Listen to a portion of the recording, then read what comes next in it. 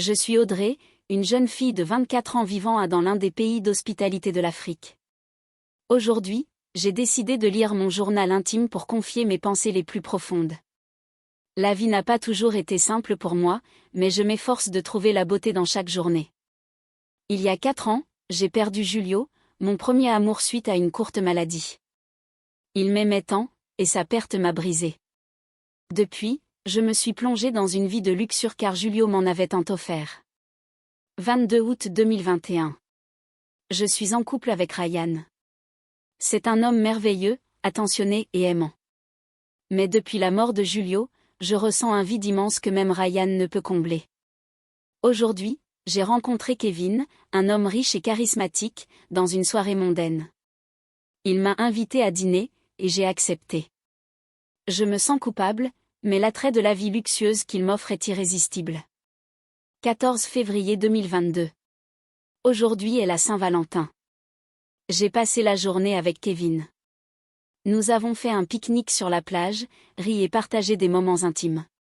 C'était magique. Cependant, une partie de moi se sent terriblement coupable envers Ryan. Il m'a envoyé un message plein d'amour ce matin, et j'ai failli pleurer en le lisant. Pourquoi mon cœur est-il si divisé ?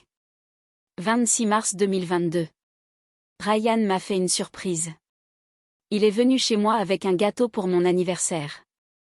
Alors qu'il s'apprêtait à allumer les bougies, Kevin est arrivé et était sur le point de m'embrasser avec un bouquet de fleurs en main. J'ai vu la déception dans les yeux de Ryan. J'ai essayé de rattraper les choses, mais la gêne était palpable. Pourquoi est-ce que je ne peux pas m'empêcher de gâcher les moments spéciaux ? 20 juillet 2022. Je me suis encore retrouvée dans une situation délicate aujourd'hui. Ryan est venu me voir à l'improviste et m'a trouvée en compagnie de Serge, un autre homme qui m'offre des bijoux et des vêtements de créateur. Ryan n'a rien dit, mais je pouvais voir la tristesse et la confusion dans ses yeux. J'ai essayé de le rattraper, mais il est parti sans un mot. Je me sens si horrible, mais la vie de luxe est si addictive. 1er décembre 2022. Ryan a voulu me faire une autre surprise. Il a organisé un dîner romantique chez moi, mais il ne m'avait pas prévenu. Quand il est arrivé, il m'a trouvé sur le pas de la porte avec Alexandre, un homme d'affaires français qui m'emmène souvent dans des restaurants haut de gamme. Ryan était dévasté. Nous nous sommes disputés et il m'a dit qu'il ne savait plus comment me prouver son amour. J'étais en larmes toute la nuit. 15 mars 2023. Aujourd'hui, j'ai décidé de prendre du recul. Je suis allée me promener seule sur la plage, essayant de comprendre pourquoi je sabotais constamment ma relation avec Ryan. J'aime profondément cet homme, mais il semble que la luxure et l'excitation que m'apportent mes autres prétendants m'aveuglent. Je veux changer, mais je ne sais pas par où commencer. 3 mars 2023. Le soir après une belle pluie, Eric m'a invité et j'étais sortie sans avertir Ryan. À mon retour avec Eric, Ryan m'espérait à ma devanture car il m'a appelé en vain, j'avais éteint mon portable. Il était furieux mais il a fait preuve de maturité en se calmant. 1er avril 2023. Ryan est venu chez moi ce matin pour me parler. Il m'a dit qu'il m'aimait toujours, malgré tout ce que j'avais fait. Il m'a donné une dernière chance de prouver que je pouvais être fidèle et dévouée. J'ai promis de changer, de mettre fin à mes relations avec les autres hommes et de me concentrer sur notre amour. Je sais que ce ne sera pas facile, mais je suis déterminée à essayer. 6 mai 2023. Un mois s'est écoulé depuis ma promesse à Ryan. J'ai coupé les ponts avec Kevin, Serge, Eric et Alexandre. Cela a été difficile, mais je me sens plus légère et plus honnête. Ryan et moi avons passé plus de temps ensemble, et notre relation s'est renforcée.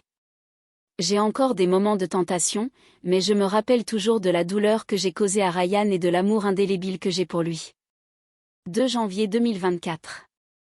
Aujourd'hui, Ryan m'a emmenée dans un petit village au bord de la mer pour un week-end surprise.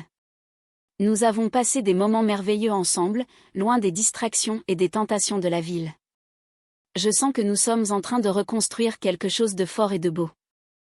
Je suis reconnaissante de sa patience et de son amour inébranlable. 1er juin 2024.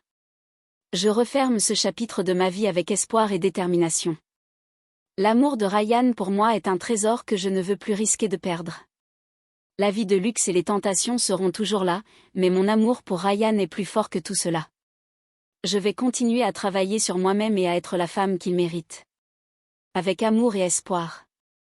Vivre dans le luxe peut sembler très attrayant, mais il est important de comprendre les conséquences potentielles qui peuvent en découler.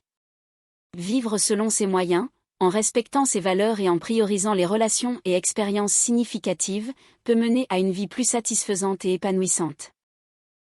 Nous voici à la fin du journal intime d'Audrey. Que pensez-vous du résumé de sa vie?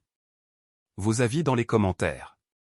N'oubliez surtout pas de vous abonner et de cliquer sur la cloche de notification pour ne pas rater nos éventuelles publications. C'est votre jeune frère Kamal le gladiateur. Merci, à la prochaine.